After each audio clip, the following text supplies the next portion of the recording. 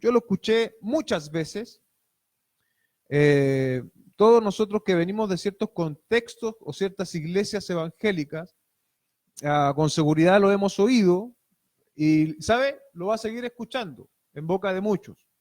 Cuando usted empieza a mostrar cierto interés en la palabra del Señor, empieza a leerla, empieza a estudiarla, va a salir algún hermano o hermana y te va a decir, la letra mata y el espíritu vivifica. ¿Y qué significa eso en la mente de esa persona que te lo está diciendo?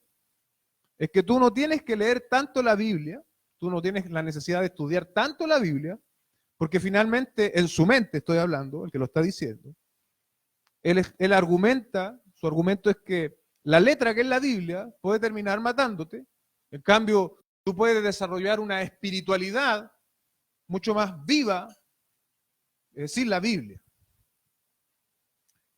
Lo cual es un sinsentido en sí mismo, ¿sí?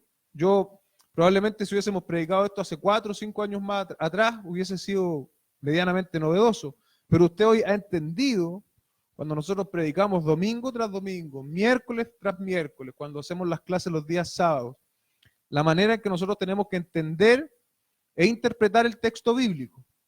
Entonces, claramente esa es una interpretación errada. El decir que la letra mata y pensar que esa letra se está refiriendo a la palabra de Dios y que el espíritu vivifica es una contradicción en sí mismo. ¿Sabe por qué? Solo esto lo agrego, no lo anoté acá. Porque la palabra de Dios es inspirada por el Espíritu de Dios. Entonces, ¿cómo algo que es inspirado por el Espíritu de Dios te va a matar y el Espíritu mismo te va a vivificar? Si todo lo que nosotros encontramos en la palabra es el Espíritu de Dios mismo, que inspiró la Escritura. Ese, sin embargo, no es el principal argumento y explicación. Hoy día vamos a verlo en 2 puntos. El primero es más largo. Para que lo entendamos, bueno, y todo esto, principalmente casi todo lo que yo voy a mencionar ahora, lo saqué de una predicación, un estudio del pastor John MacArthur, porque este texto, precisamente este texto, él lo considera uno de los más profundos y difíciles de interpretar del Nuevo Testamento. Cuando yo escuché eso, se me pararon las alarmas, dije, no es llegar y hablar de este texto que se encuentra en 2 de Corintios, capítulo 3, verso 6. Él dice que todo el capítulo 3 es un capítulo muy importante y de hecho él lo expone en varias predicaciones. Así que si a usted le resulta interesante, puede buscar ese material. También los que oyen por internet, gracia.org está lleno de predicaciones para oír online, incluso para descargar. Así que se lo dejo. Segunda de Corintios, capítulo 3, verso 6.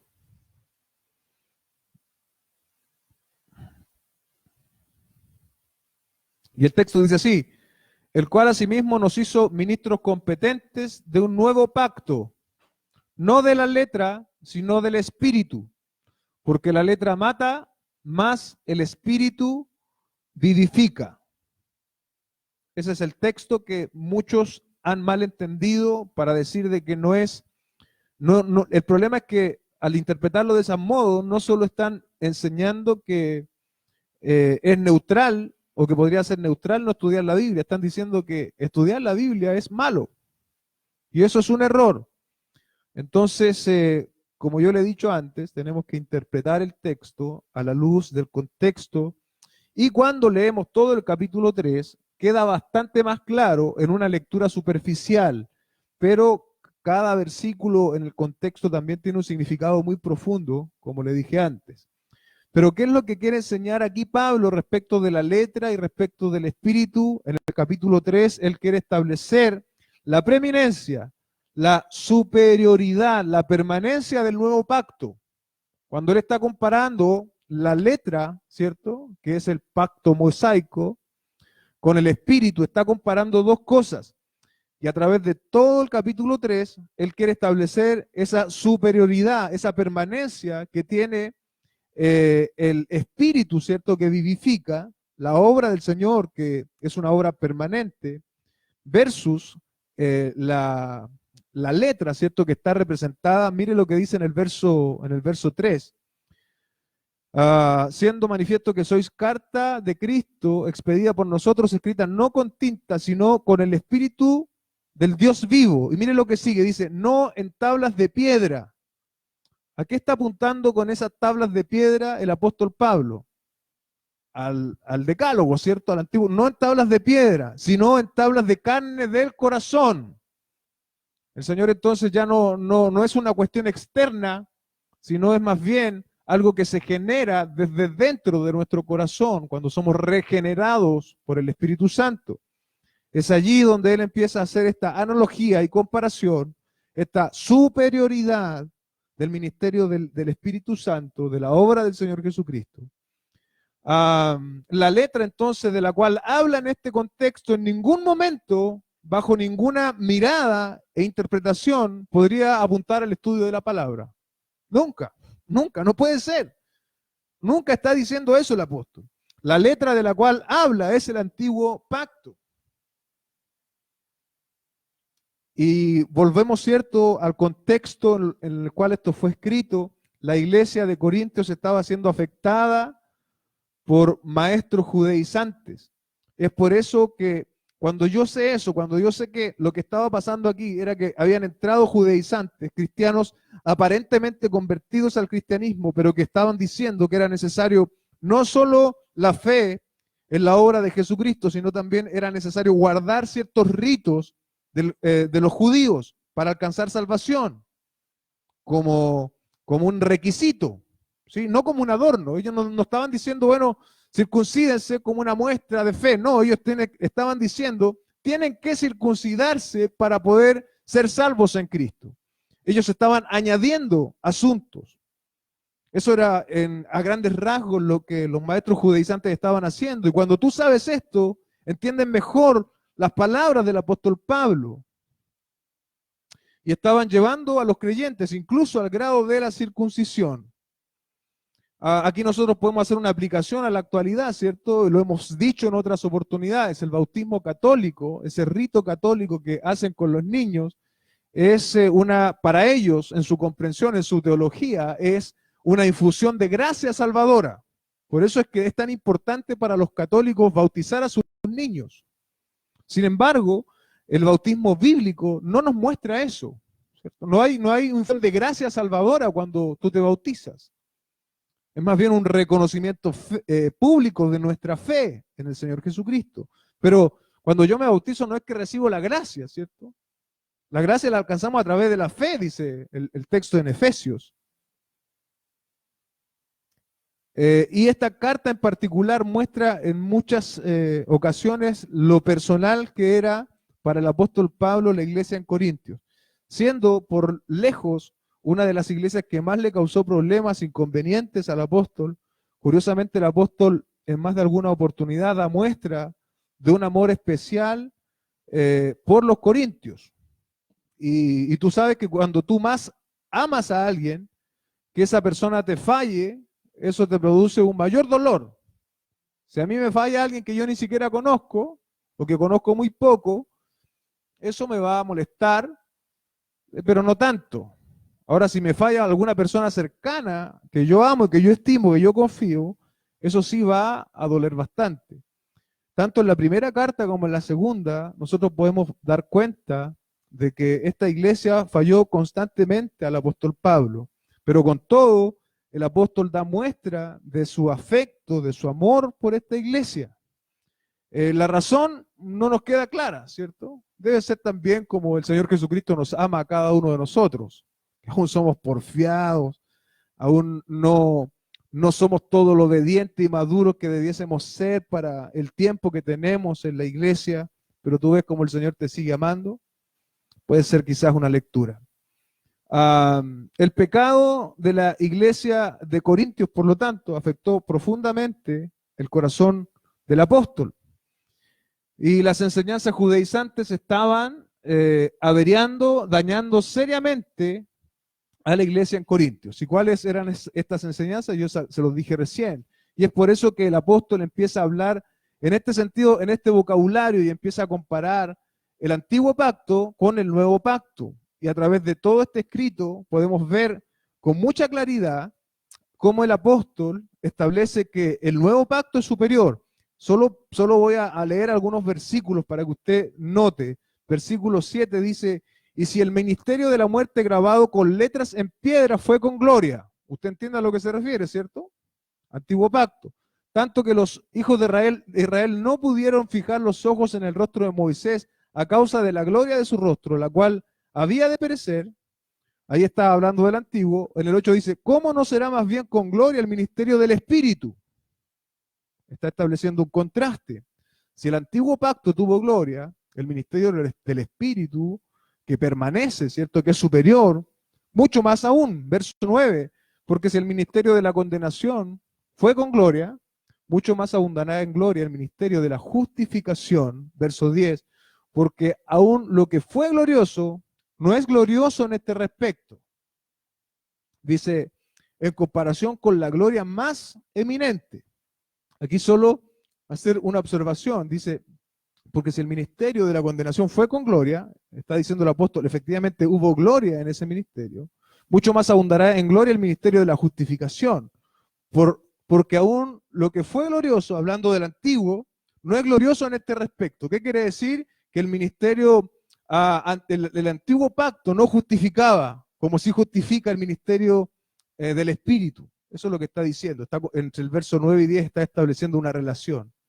Luego dice el verso 11, porque si lo que perece tuvo gloria, mucho más glorioso será lo que permanece. Quédese con eso ahí. El apóstol Pablo está diciendo, bueno, todos estos que quieren judaizar tienen que tener consciente algo.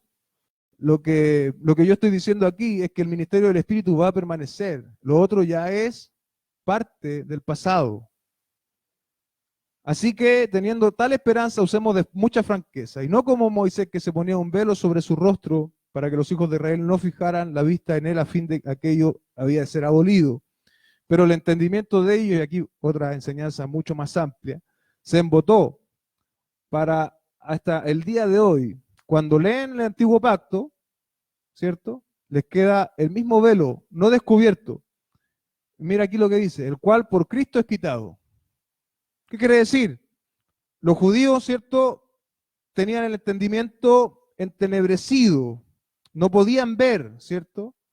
No podían ver a Cristo en las Escrituras. Cuando yo leía esto me acordaba de los que iban camino de Maús.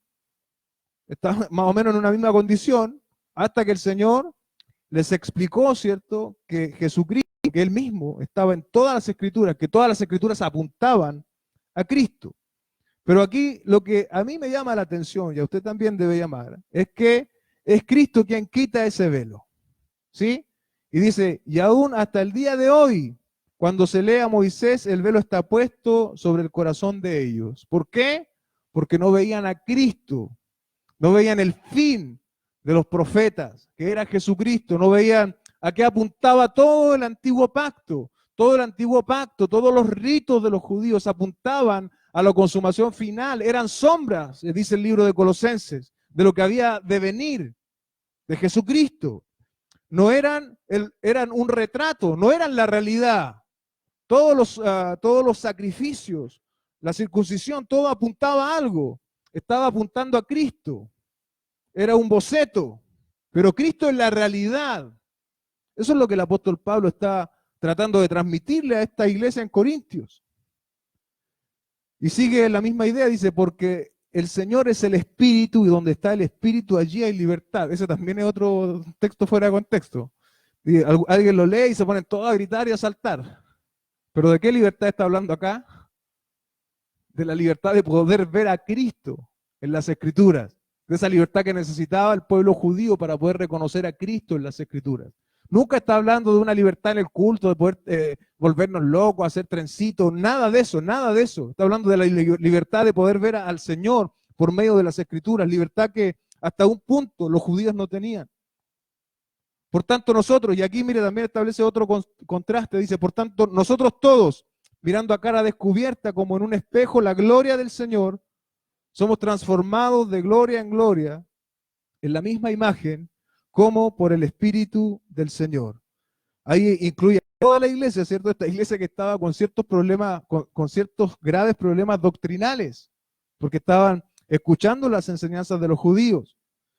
Entonces le dice nosotros todos, mirando a cara descubierta, no como en el caso de Moisés, ¿cierto? Ahí está estableciendo el contraste.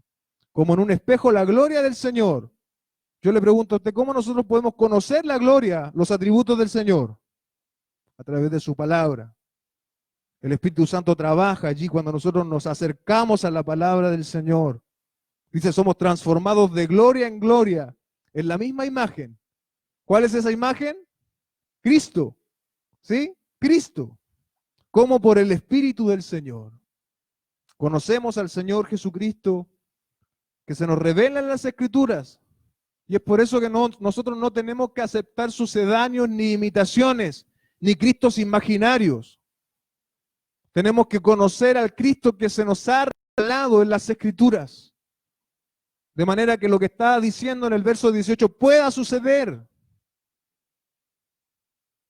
Ese es un poco el contexto completo, ¿cierto? Una mirada muy rápida, muy superficial. Sin embargo, hay un texto que John MacArthur usa y utiliza para poder dar más luz respecto de esto del nuevo pacto. Y permítame ir a ese texto que está en Hebreos capítulo 8. Voy a ir lo más rápido que pueda. Y como le dije antes, si usted queda con dudas respecto de lo que dije o porque lo dije muy rápido, vaya ahí a esos sermones que yo lo escuché 3 veces, un mismo sermón y faltan muchos por ver respecto de solo este capítulo 3, que yo leí muy rápido. Hebreos capítulo 8 dije. Vamos ahí. Desde el verso 6. Entonces, dentro de todo esto que la letra mata y el espíritu vivifica, tenemos que definir para que no solo sea el aclarar un texto fuera de contexto, sino que esta noche también tengamos una enseñanza de forma positiva y prescriptiva. ¿Qué es el nuevo pacto? El nuevo pacto es aquel que provee mediante la muerte de Cristo perdón para los pecados. Y cuando yo estoy definiendo lo que es el nuevo pacto, usted tiene que ir pensando inmediatamente en su mente que cuando el nuevo pacto ofrece y da perdón por los pecados, hay una diferencia con el antiguo pacto. Porque ¿qué se hacía en el antiguo pacto? Se ofrecían sacrificios. Y también enseña el libro de Hebreos que no podían quitar el pecado. Ahí otra vez a nuestro argumento y pregunta inicial, ¿tiene algo que ver esto con no estudiar y leer la Biblia? Absolutamente nada. Los corintios conocían este nuevo pacto. De hecho, los corintios habían sido pastoreados por el apóstol Pablo. Y imagínate, decía MacArthur ahí en su estudio, si los corintios se desviaron doctrinalmente, y en la primera carta da cuenta del desvío en el pecado que ellos experimentaron, esta segunda carta del desvío doctrinal. Si ellos se desviaron, decía MacArthur, ¿qué esperanza tengo yo de cuando yo no esté, la iglesia no se desvíe? Si probablemente con el agente humano más utilizado por Dios, los corintios se desviaron. Imagina cuánto más nosotros, ¿cierto? Que no podemos compararnos ministerialmente con el ministerio del apóstol Pablo. ¿Los corintios conocían el nuevo pacto? Claro que sí, claro que lo conocían. Y con todo aceptaron los rituales como medio de justificación.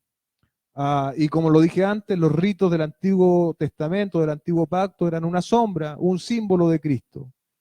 Entonces aquí en el capítulo 8, desde el verso 6, se empieza a hablar de este nuevo pacto. Dice, pero ahora tanto mejor ministerio es el suyo, cuanto es mejor, es mediador de un mejor pacto, establecido sobre mejores promesas. Este pacto es mejor, iglesia, porque tiene un mejor mediador. El Antiguo Testamento muestra mediadores, ¿cierto? Estaba Moisés, los profetas, los sacerdotes eran mediadores, pero no lograban representar cabalmente ambas partes. Un mediador es alguien que está entre dos. Por eso Jesucristo, Dios y hombre, es el único representante delante de la presencia de Dios. Es el único que nos puede representar y puede estar a la vez delante de la presencia del Señor, como un mediador perfecto. Los mediadores del antiguo pacto era lo mismo que los ritos, eran sombras del mediador perfecto que encontramos en Jesucristo. Lo segundo que el texto 6 dice que son mejores promesas. Los pactos siempre están basados en promesas. En la obra de Jesucristo nosotros creemos que a través de la fe en su obra alcanzamos salvación. ¿Podrá existir una mejor promesa que esa? Pienso que no. Luego desde el verso 8 hay una cita textual de lo que dice Jeremías. Y también esto nos permite establecer ciertas diferencias o ciertas cualidades del nuevo pacto. Porque reprendiéndolos dice, he aquí vienen días, dice el Señor, en que estableceré con la casa de Israel y la casa de Judá un nuevo pacto. ¿Quién es el que establece el pacto?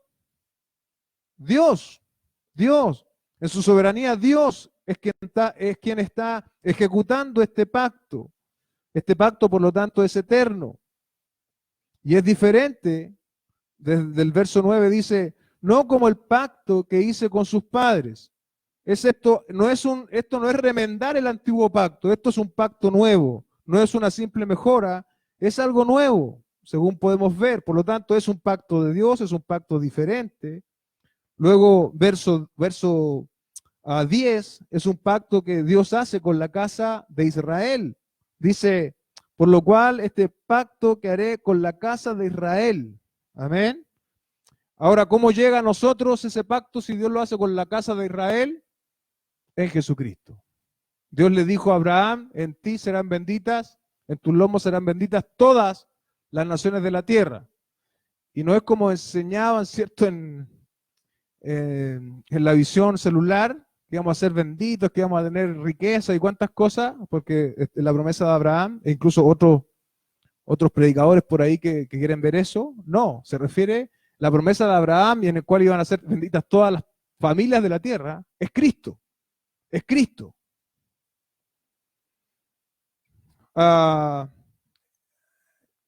Y desde, ya lo dije, ¿cierto? Desde los lomos de Abraham, ¿cierto? Somos benditos y alcanzamos también esta promesa hecha al pueblo de Israel.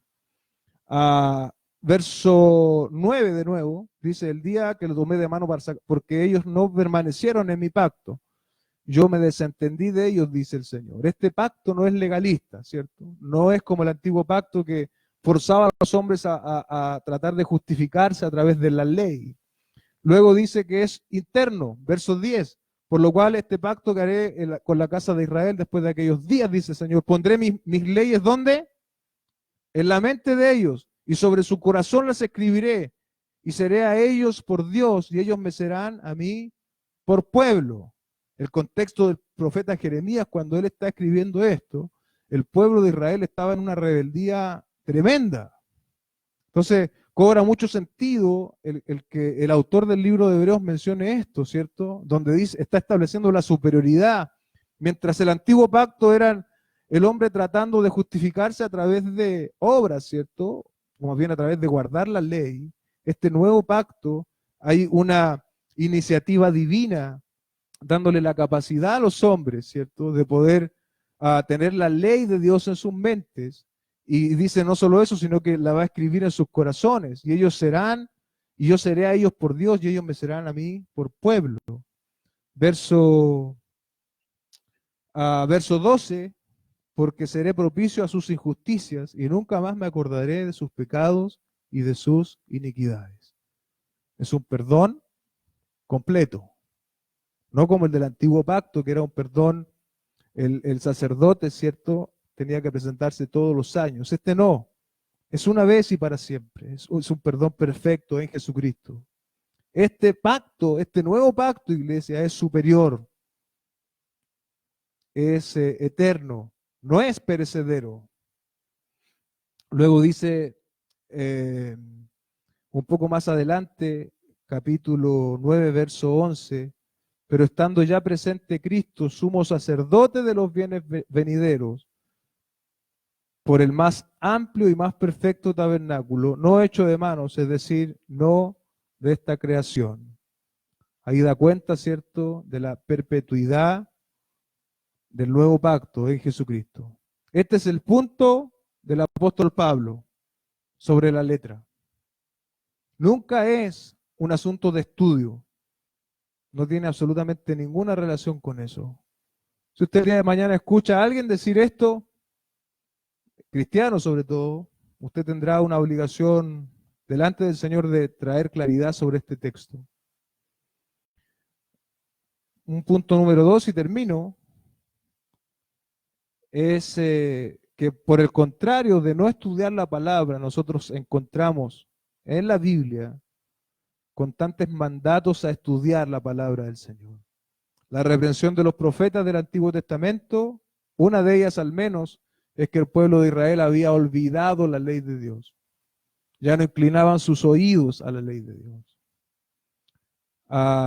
Luego en el Nuevo Testamento hay constantes alusiones. Hechos 17:11, los bereanos nobles. Segunda de Timoteo 3:16, 17, ¿se acuerda, cierto? Toda la escritura es inspirada por Dios y útil.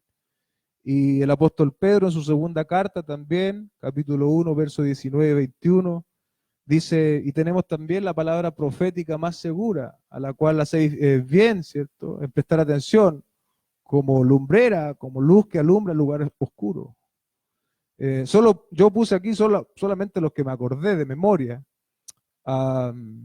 pero la Biblia está llena de indicaciones para que nosotros seamos hombres y mujeres que conozcan la voluntad de Dios. Por lo tanto, interpretar este texto y decir que la letra mata y el espíritu vivifica, pretendiendo que es malo estudiar, es malo leer, no solo atenta contra la voluntad prescriptiva, didáctica de Dios en su palabra. Y es una muy mala interpretación. Lamentablemente aún sigue siendo una especie de dicho entre muchos. Dios tenga misericordia, nos ayude. Como le dije antes, tal vez fui muy rápido, pero quizás más adelante Dios nos permita predicar esto de forma más pausada, ir versículo a versículo. Y si no, y si quedó con dudas, bueno, ahí está el material para que usted también lo pueda ver. Oremos y démosle gracias al Señor. Amén. Buen Dios y Padre, te agradecemos esta tarde, noche ya, por poder reunirnos en este lugar y poder resaltar la permanencia de este nuevo pacto, la superioridad de este nuevo pacto, porque tiene un mejor mediador que eres tú, Señor Jesucristo. Tú quien pagaste el precio por nuestros pecados, Señor, nos concediste perdón en la cruz del Calvario, Señor. Ya no hay necesidad, Señor, de observar ritos como medio de salvación. Tú, Señor, cumpliste de una vez y para siempre con todo lo necesario para que el hombre y la mujer puedan alcanzar salvación. Nosotros debemos venir en fe y en arrepentimiento a tus plantas, Señor, reconociendo nuestro pecado, reconociendo nuestro error. Pero ya no hay más mandas, ya no hay más vírgenes intermediarias. Solamente es tu obra completa en la cruz del Calvario, Señor. Te damos gracias por eso, porque este nuevo pacto es el nuevo pacto que nos ha alcanzado, que nos ha liberado de nuestra condena de pecado. Ayúdanos, Señor, a poder entender y profundizar la verdad de tu palabra, porque es tan profunda y nosotros somos tan limitados, Señor. Te lo ruego en el nombre de Jesús. Amén y amén.